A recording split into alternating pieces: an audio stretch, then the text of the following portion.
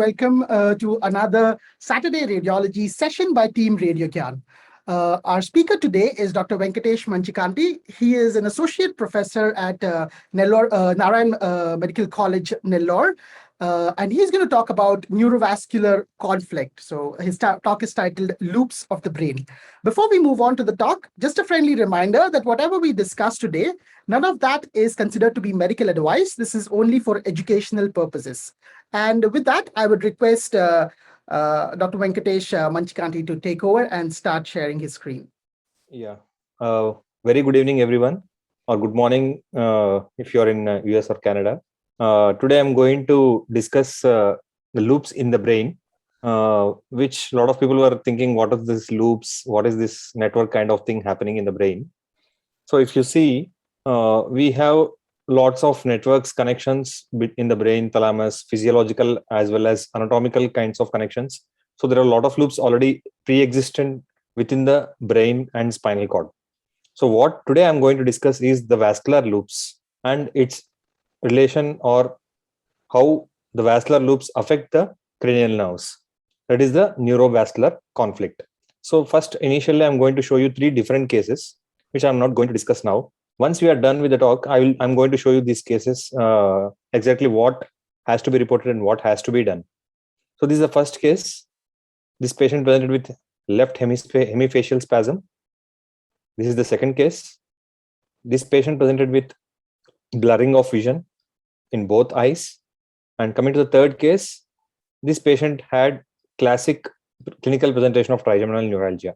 So let us see what is the pathophysiology, what is the cause, what has to be reported in MRI, what plays a major role, what is the information which we need to give a surgeon regarding this vascular loops and neurovascular conflicts.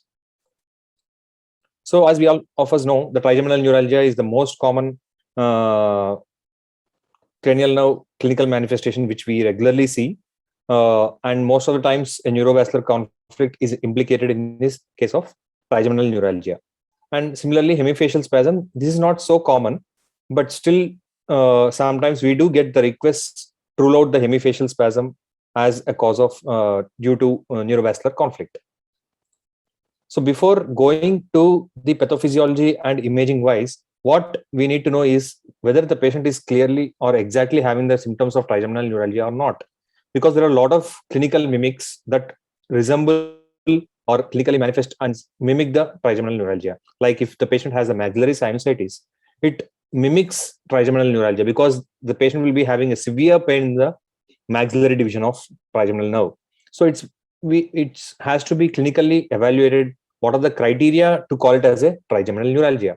So as a radiologist, we should be a clinical radiologist, truly speaking, and we need to elicit the symptoms. We need to ask, we need to talk to the patient and ask what exactly is the symptom, how long is it occurring, and how many episodes in a period of particular duration of time, and is there any provoking factor which is leading to this kind of pain. So if you see the criteria, it should be a recurrent paroxysm of unilateral facial pain in one or more distributions of trigeminal neuralgia nerve. And important point is it will be lasting from fraction of a second to 2 minutes, not more than that. And it will be of severe intensity and shock-like shooting and stabbing and very sharp in quality. It will be like electric shock-like pain the patient will complain of.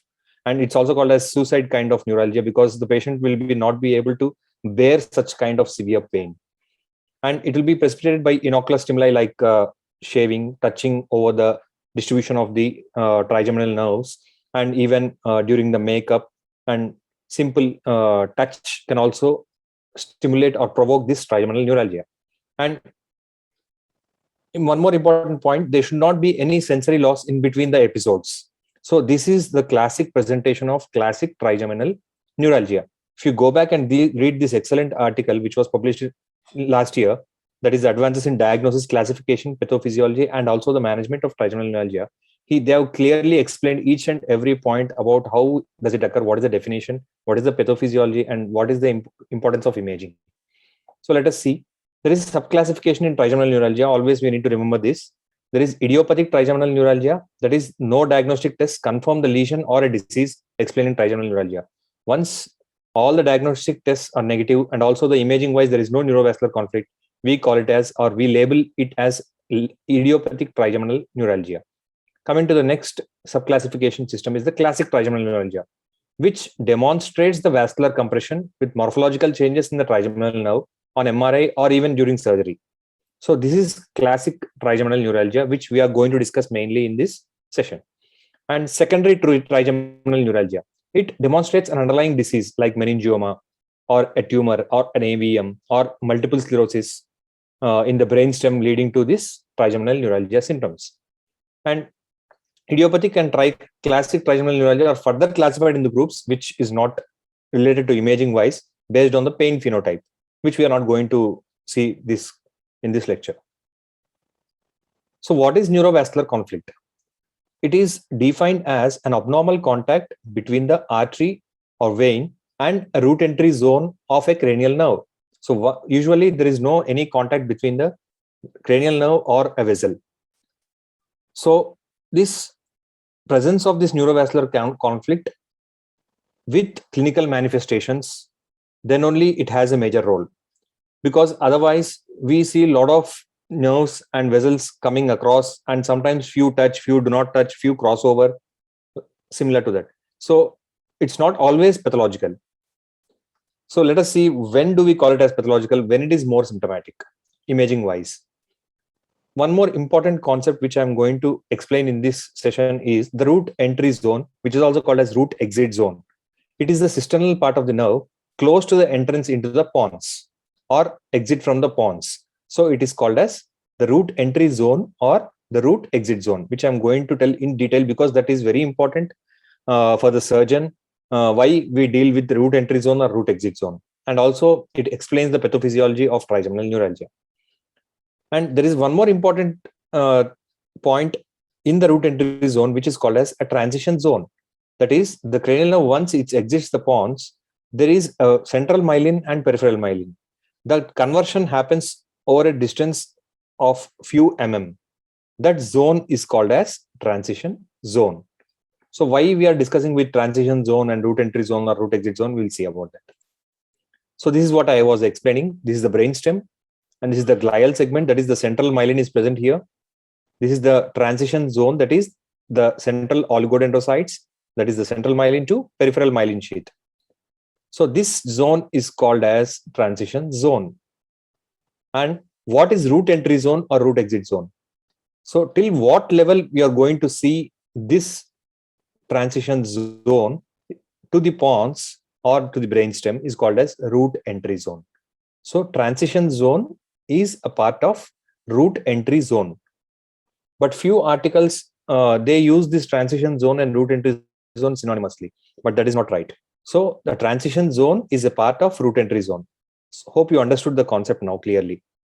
From the brainstem origin to the ending of the transition zone, we call it as the root entry zone. But what is transition zone? If you see this diagram, the central myelin has started fading away and the peripheral myelin has started coming up here. So this zone is having a mixed kind of myelin, that is the central myelin as well as peripheral myelin. This is called as transition zone. This transition zone where it ends to the brainstem is called as root entry zone or root exit zone. So now, hope now it's clear for everyone. Even in this illustration, you can clearly see the peripheral myelin sheath and the oligodendrocytes, that is the central myelin, because the central myelin is mainly formed by the oligodendroglial cells. And this zone between this peripheral myelin and the central myelin is the transition zone. So coming to the imaging wise, you can see the fifth cranial nerve, the transition zone is located at 3 to 7 mm from the pons. From the pons origin, if you see the transition zone where it is located, it is about 3 to 7 mm from the pons. Whereas in seventh cranial nerve, it is located at 8 mm away from the pons. So this transition zone varies for different cranial nerves. If you go back and see this one excellent, beautiful article about the neurovascular conflicts, you can see the various cranial nerves have been given here. And you can see the location of the transition zone from the brainstem here. That is 2 mm for the 9th cranial nerve. For 8th cranial nerve, it is more, that is almost near 10 mm.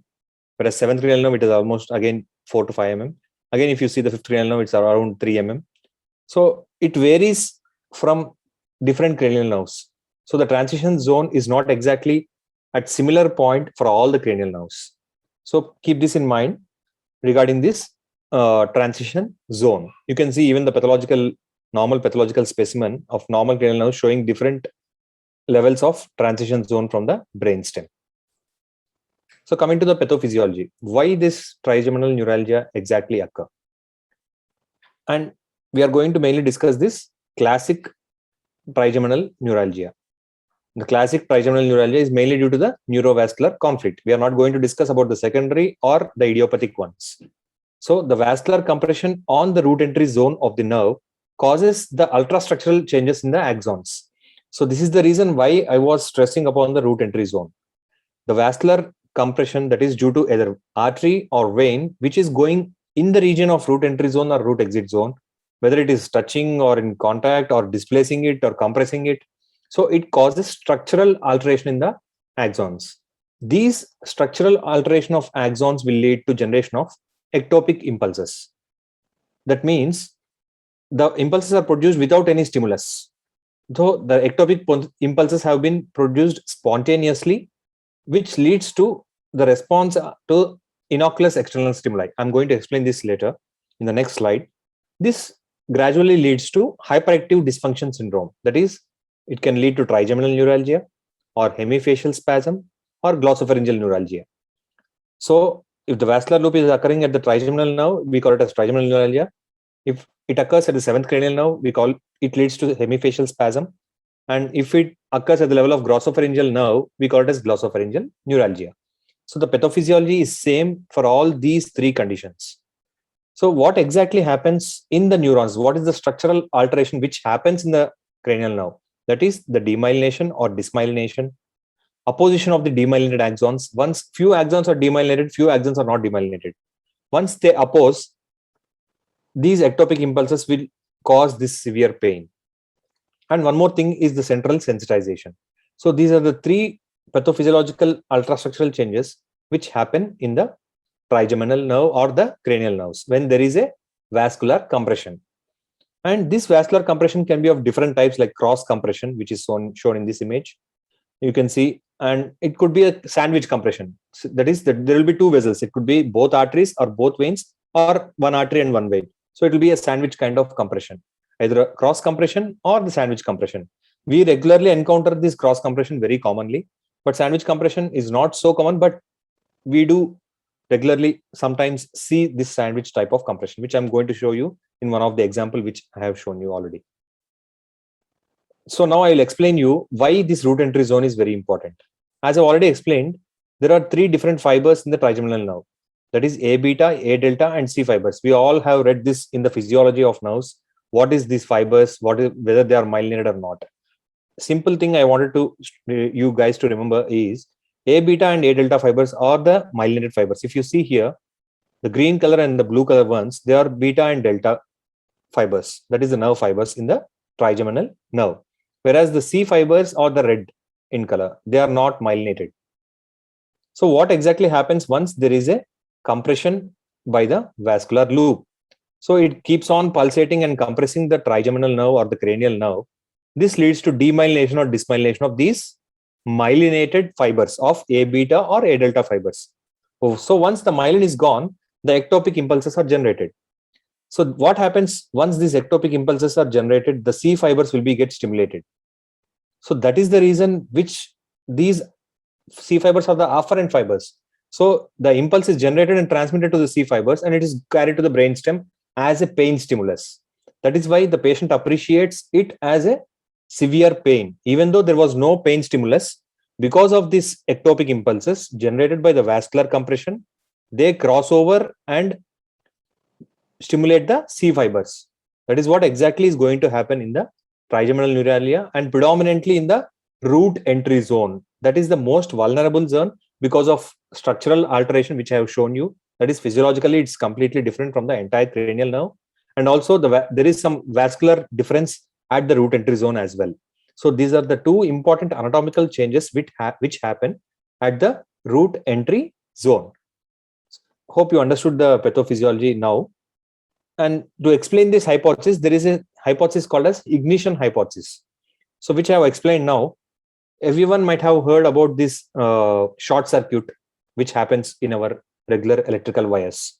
I'm going to show you that in the next slide.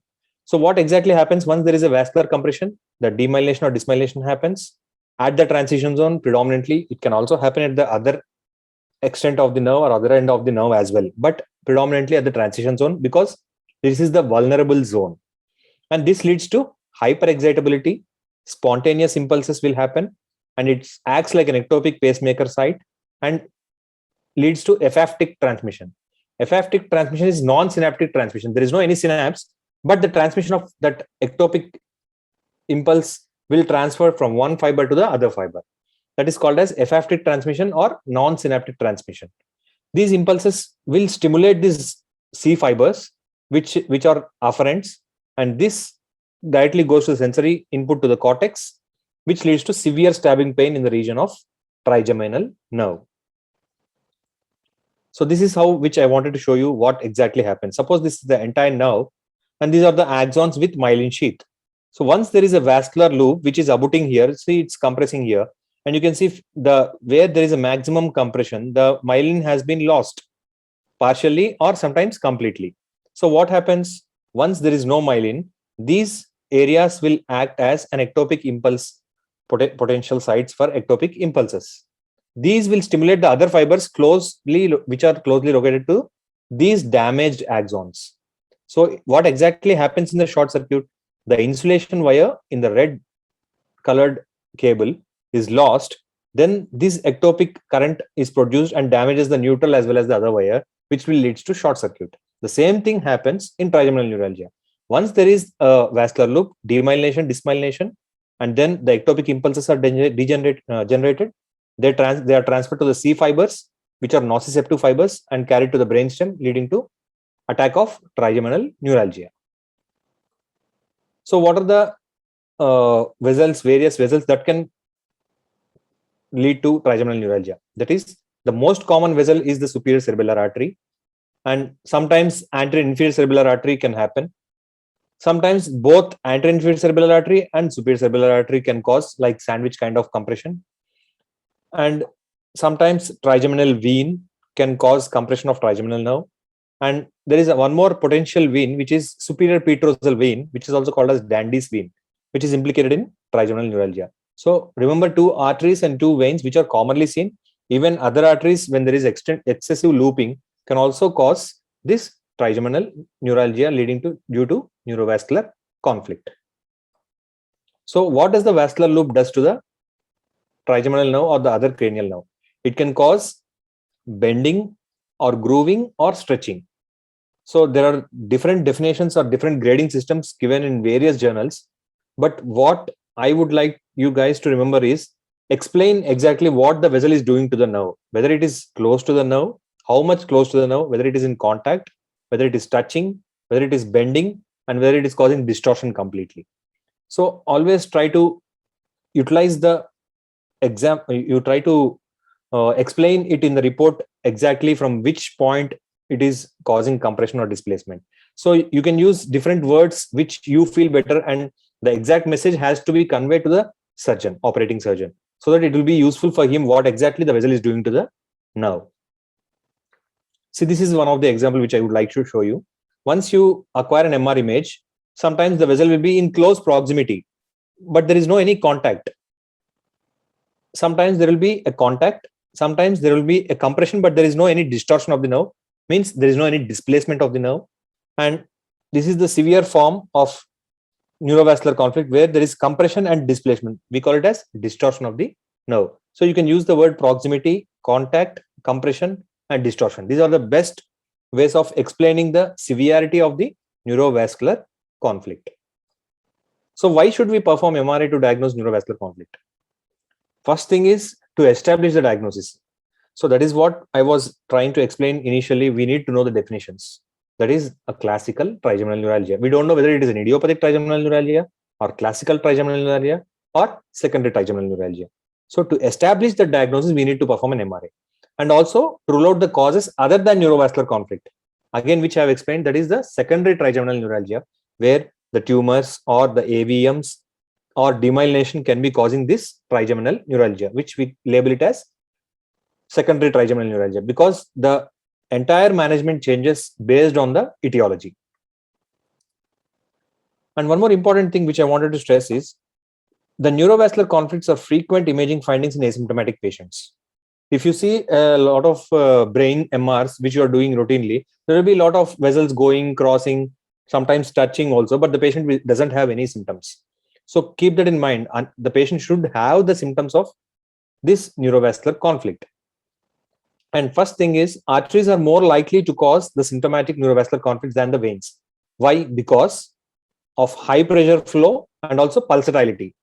So the reason being, arteries are more implicated or more common, more likely to cause this symptomatic neurovascular conflicts. Second thing, the anatomical location of the neurovascular contact is also very important, because which I have explained the reason. If it is more proximal, the root exit zone or the root entry zone is more vulnerable, which causes patient symptoms as very severe kind of thing. And if it is more distal, the patient will be mildly symptomatic or maybe responding to the medical management. Hence, the anatomical location of the neurovascular conflict is also very important. And neurovascular contacts due to vessel juxtaposition along the fifth cranial nerve can also occur in non-negligible percentage of asymptomatic subjects, which I already explained. And also one more thing, if you see the symptomatic patient or there is a neurovascular conflict on right side, and you can simultaneously see a nerve vessel juxtaposition on the other side, that is the asymptomatic side as well. This is one of the study which explained 48% of the patients had even the neurovascular contact without symptoms on the other side. So we need to concentrate on which side the patient is having the symptoms. We are not worried about the contralateral side or the asymptomatic side. So let us see few cases. What exactly is the case one? A 54-year-old male with severe pain in the left half of the face, and there was no any sinus tenderness. And imaging MRI was done. If you see here, which I already explained, because there is no sinus tenderness, you can see the maxillary sinuses. There is no any sinusitis except for mild mucosal thickening in sphenoid sinus. What exactly is happening here? You can see this is the pons, and this is the trigeminal nerve right side, and this is the trigeminal nerve on left side. So what exactly is happening? There is a vessel which is causing compression and mild displacement as well. You can see there is a bowing of the cranial nerve, the trigeminal nerve, along the superior medial aspect. Here you can say it as in the medial aspect, but if you see the coronal image, it is superior medial in location. So you need to mention whether it is medial or lateral, or whether it is superior or inferior to the cranial nerve. So this is the vessel and this is the cranial nerve. You can see the vessel is causing compression and mild displacement along the superior medial portion of left trigeminal nerve at some particular distance from the origin of the pons. So you need to mention each and every point, what is the vessel, whether it is artery or vein, and what is it causing to the cranial nerve, and at what distance from the brainstem. So this is one first case which I have shown you. The same thing. Coming to the second case, 33-year-old female came with complaints of episodic involuntary movements of left half of face. There was no any pain and there was no any neurological deficit, and MRI was done. And luckily in this patient, there was a vessel which is going in between the 7th and 8th cranial nerves on left side. You can see the right 7th and 8th cranial nerve here, and this is the left 7th and 8th cranial nerve here. You can see the vessel which is very clearly seen between the 7th and 8th cranial nerve. And what exactly it's doing is it's anteriorly displacing the 7th cranial nerve, and you can clearly see the bending as well in the axial T2 thick sections itself. So once we acquire the CIS sequence, that is the heavily T2 weighted sequence, you can clearly see the bending of the nerve and also the vessel. So follow the course of the vessel, whether it is a vein or an artery. Do an MR angiogram to confirm whether it is an artery or a vein, and see the location exactly from the brainstem, at how much distance it is causing compression and displacement of the cranial nerve. So this is a neurovascular conflict due to ICA causing hemifacial spasm. Coming to case 3, a 55-year-old female, there was blurring of vision, which I have showed you in the first slide, and perimetry was done. There was a large visual field defect in the left eye and a small defect in the right eye. And then we did MRI. This is the perimetry image, which I wanted you guys to appreciate, at least to look what exactly when we have such kind of images, or when the clinician is suspecting blind or blurring of vision, they acquire the perimetry and will see the visual field defect, how much defect is been happening. This is in the left eye. If you see, there is a large visual field defect. And this was the MRI which was done. This was a very rare case, and which I have published already. This is the optic chiasm. Everyone can see this is the coronal T2 weighted image. And you can see the optic chiasm here. And you can see a vessel which is going above as well as below. You can clearly see here. And it is a sandwich type of compression here. This entire thing is the optic chiasm. And you can see these both vessels are compressing the optic chiasm on left side. That is the reason why the patient was having more visual field defect in the left eye. And we have done MR angiogram. If you see here, the right ACA is going and crossing the midline and towards the left side. So this is what we are seeing here is the right ICA. Don't confuse, this is not the continuity of the vessel. This is the right ICA which was coming and compressing the optic chiasm and going away.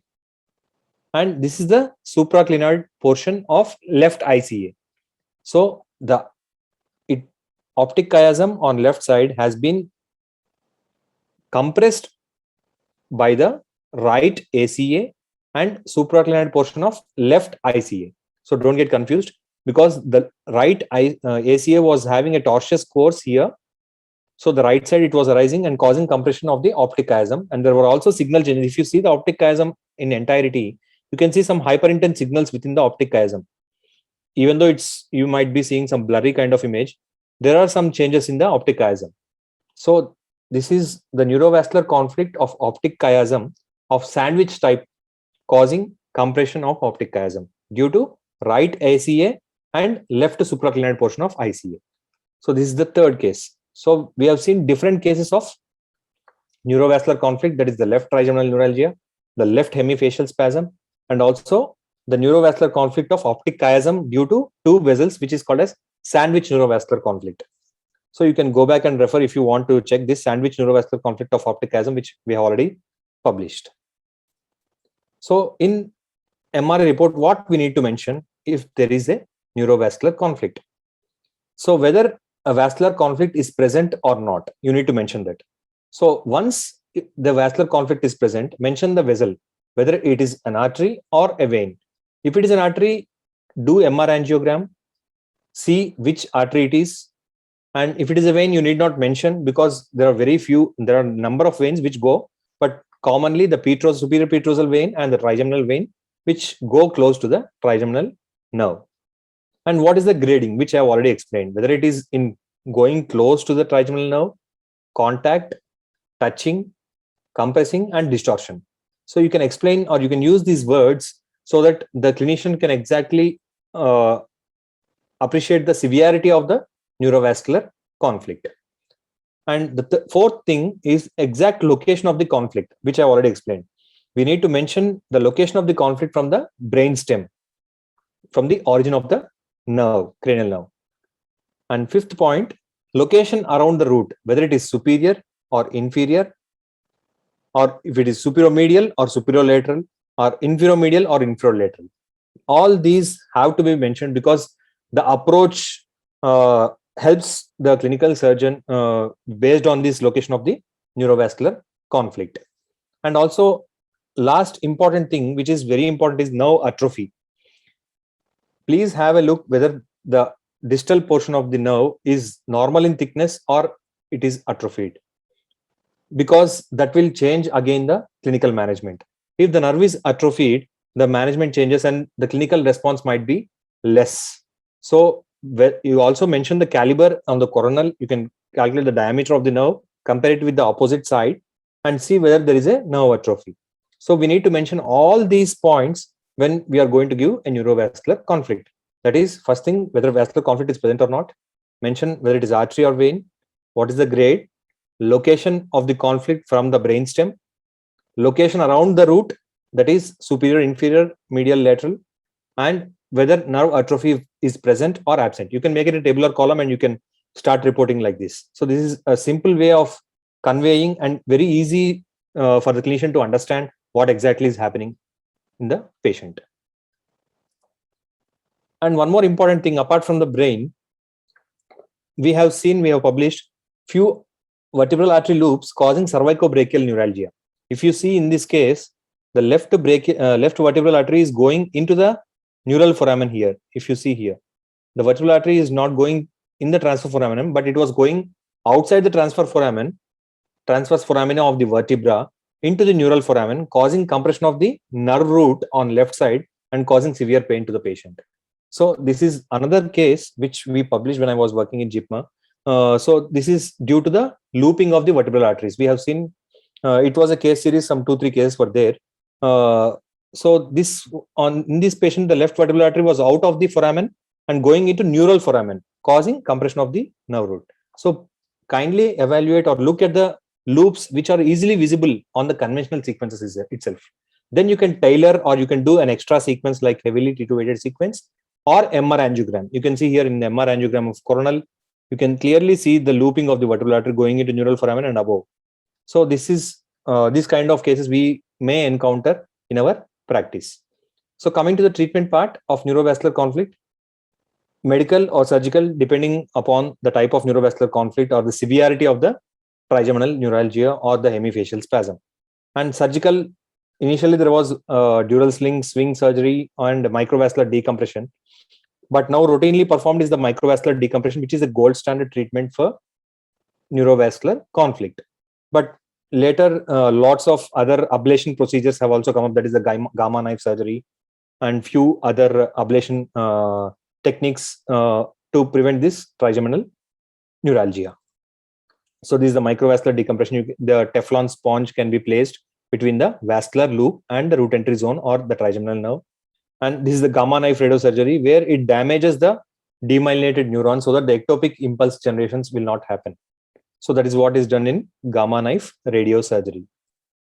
And this is the Teflon, which I got from one of the articles. You can see the Teflon sponge, which is made up of thread and strands, and which is placed between the superior cerebellar artery and the trigeminal nerve, so that the vascular compression or the pulsations of the artery is not transmitted to the cranial nerve.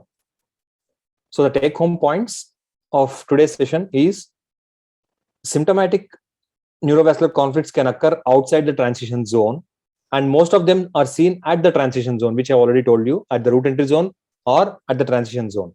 But still, the neurovascular conflicts can also occur outside the transition zone. Important point to remember. And second thing, arteries are more likely to cause symptomatic neurovascular conflict than veins. Asymptomatic contact is more common and more distal to root entry zone. So if you see the patient, these asymptomatic contacts are very commonly seen in our routine practice. Unless the patient is symptomatic, please don't mention that in the report, because it's very common and it doesn't, as it's not causing any alterations, the patient is not having any symptoms. And coming to imaging wise, these two sequences help us in confirming the neurovascular conflict and also the location of exact neurovascular conflict in the MRI. That is the heavily T2-weighted sequence, which we call it as SPACE or Fiesta or CIS sequence. These three are called as heavily T2-weighted sequences. The name depends upon the vendor. And MR angiogram has to be done because to confirm whether it is an artery or vein. Sometimes the CIS sequence itself, you can see the vessel coming from the basilar artery or the posterior cerebellar artery. With that identification, you can tell whether it is an ICA or superior cerebellar artery. So the heavily T2-weighted sequence combined with MR angiogram is, these two will solve your problem of neurovascular conflict. And patients with trigeminal neuralgia due to neurovascular conflict can have a vessel juxtaposition on the asymptomatic side, which I already explained. So keep this in mind. Even though if the patient is not having symptoms on the other side, there might be a neurovascular contact, but that might be asymptomatic. So that need not be mentioned in the report. Please don't do that, because the patient is not having any symptoms, as simple as that.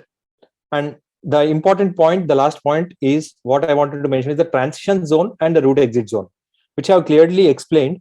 both are different, but a few articles use that interchangeably, but that's not right. I've already explained what is transition zone and what is route entry zone. So this also helps for the clinician on the about the vulnerability of the neurovascular conflict, whether it is severe, or the patient might progress to more symptoms, or it is going to be more severe over a period of time. So these two concept of transition zone and route entry zone is very important to understand. So these are the references which I have taken. You can go back and read. You can take the screenshot of this and you can go back and refer. This, the last article is very good, which explains the most common neurovascular compression syndromes. That is published in American Journal of Neuroradiology, AJNR. And a contact is not always a conflict, but not every symptom comes from the neurovascular conflict. So it's a bit confusing, but try to remember this point. And thank you, Dr. Amar, for giving the opportunity for this presentation. If you Venkatesh, have for got this amazing talk today. And for everyone who's watching live today, you'll get a feedback link in your email if you registered. Do let us know how we did. For others, you can let us know in the comments. You can like the video, share it with your friends. That way you'll get more such videos in your YouTube feed. For someone who's new here, we do these sessions every Saturday at 10:30 a.m. Eastern Time and 8 p.m. India time. So you can join us live every Saturday at this time. Thank you, everybody, for joining us. And thank you, everyone who's watching this later.